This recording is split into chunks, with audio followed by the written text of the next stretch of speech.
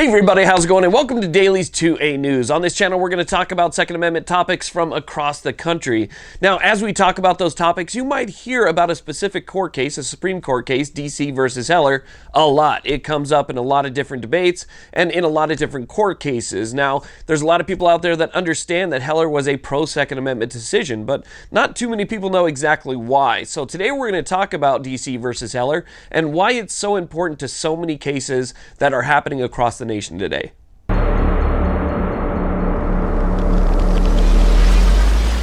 Now, let me go and first start off by saying that I'm not a lawyer, so I read things in layman's terms, which essentially just means that I read things in a way that's easily understandable to the common person, and so that's how I try and convey the information here on this channel as well. I try and leave the legalese to the lawyers, the guys that went to school for this stuff, and I try and give you guys my understanding of how I read it. So, as we talk about DC versus Heller in upcoming videos, okay, which is going to apply to a lot of different cases. You have appellate court cases right now in California. You have cases that are sitting at the Supreme Court from New York and so forth. And as those different cases come up and we talk about Heller, it's best to have an understanding of what Heller was actually about.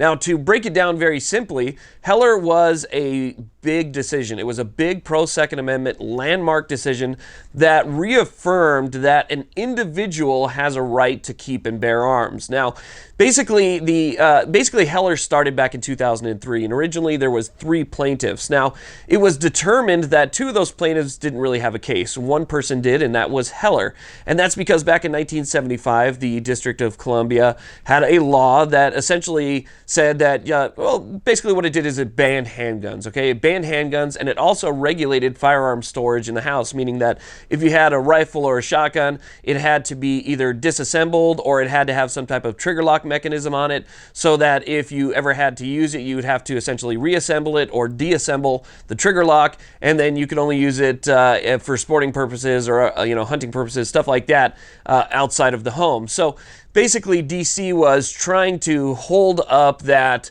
the individual's right to bear arms only pertained to a militia. So Heller was trying to argue that no, outside of a militia, the individual still has a right to keep and bear arms for the purposes of self-defense. Now, oral arguments were heard in DC versus Heller on March 18th of 2008, and they are fascinating to listen to. If you got a little bit of time on your hands, I'll put a link down below and you can listen to it yourself. It definitely gives you a better perspective as to what DC versus Heller was all about. What's interesting is listening to the District of Columbia argue that an individual essentially didn't have a right to keep and bear arms unless it was in service of a militia, whereas Heller was arguing that an individual had the right to keep and bear arms outside of the service of a militia. And you heard the interactions between the justices. You also hear the questions that the justices had for each of the different parties. And so, again, when you listen to it, you can really put it all together as exactly where everybody's frame of mind was. Now, thankfully, Heller won in a 5-4 decision, meaning that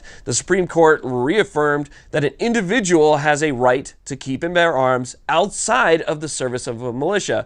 If that had gone the other way, we'd be in a completely different country right now. Essentially, if that had gone the other way and it was shown that an individual only has a right to keep and bear arms in service of a militia, then our Second Amendment would essentially been completely wiped off the face of the map. So it's very important that there was this 5-4 decision. Now, to give you guys a little bit of context here, I'm going to play a clip from the oral arguments, and you can hear what one of the justices thinks about the Second Amendment. See how there's any contradiction between reading the second clause as a personal guarantee and reading the first one as assuring the existence of a militia, not necessarily a state-managed militia, because the militia that resisted the British was not state-managed.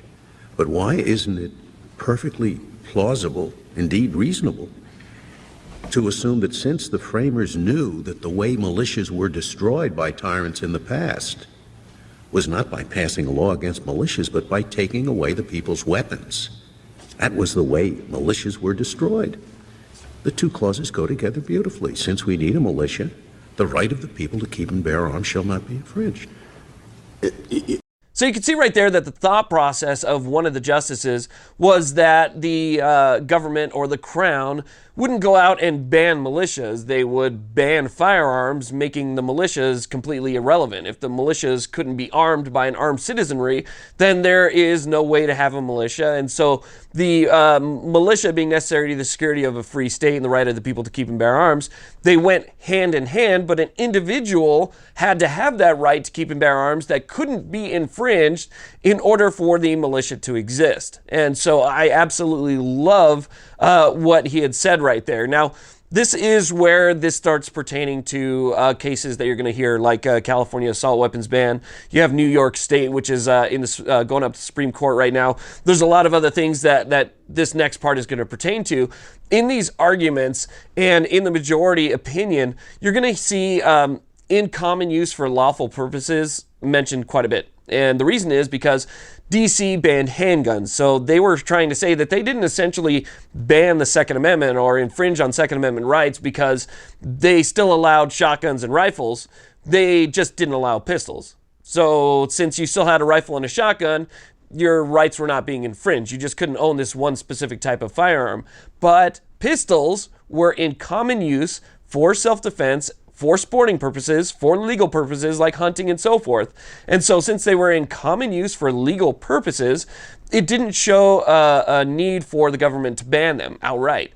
And so that term is very important in understanding assault weapons ban as well, because usually the government is talking about AR-15 style firearms, firearms with specific features and so forth. And so they're banning one specific type of firearm, which is in common use across the country for lawful purposes, for self-defense, for hunting, for sport, and so forth. So you can take the decision in Heller and simply apply it to a lot of the cases that you're seeing going on around the country right now, where all of these different states are trying to ban AR-15s and, again, rifles with specific purposes. Now, trust me, I do not have a full legal understanding of DC versus Heller. I have listened to oral arguments multiple times. I have spent hours of my time trying to understand exactly what they were trying to get at on both sides. And while I don't have a full legal understanding, I can read. And I can read the majority opinion, and I can read the dissenting opinions, and I can see exactly what the mindset was on both sides. I mean, I was reading Ruth Bader Ginsburg's dissenting opinion, and I found it very interesting in which direction she decided to go with it versus how the majority opinion was. Or, excuse me, specific features.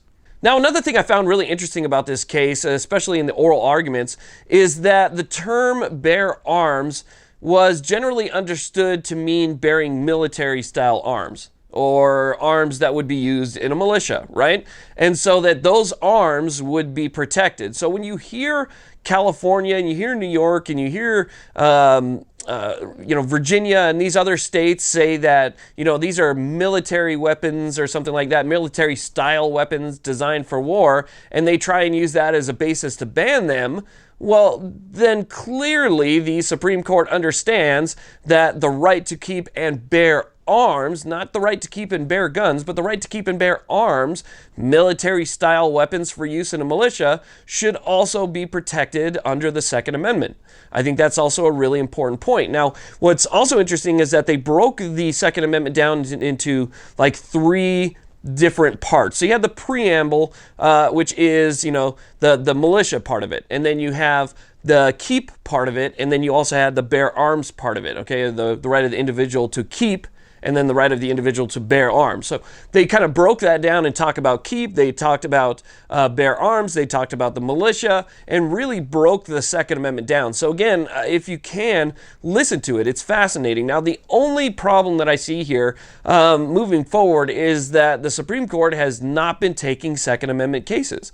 They're just not taking Second Amendment cases, and a lot of times they just kick it back down to the lower appellate court or the previous court's decision. And so, we need more affirmation from the court as to whether or not these government laws are even legal at all. And that's not going to happen if the Supreme Court doesn't start hearing cases in order to clarify a lot of this stuff.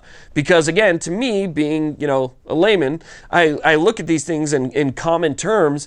And to me, it looks like if you try and ban one type of firearm, then you are violating somebody's Second Amendment rights. And that's how I see it. So moving forward on this channel, when we talk about a lot of these Second Amendment cases that come up, you at least now have a basic understanding of what DC versus Heller was all about. It was all about an individual's right to keep and bear arms, and specific arms being banned that are in common use for legal purposes. So with that being said, I hope you guys learned a little bit of something today. Again, listen to the arguments, and that'll help you understand it a little bit more. But hopefully you guys learned a little bit today, so that on my upcoming videos, you'll have a better understanding of what I mean when I say that, you know, it seems like the Heller case maybe applies here or something. So I want to thank you guys all very much for watching. I really do appreciate it. I appreciate all the support. Please subscribe. Hit that little bell notification if you can. That'll let you know when future videos come out.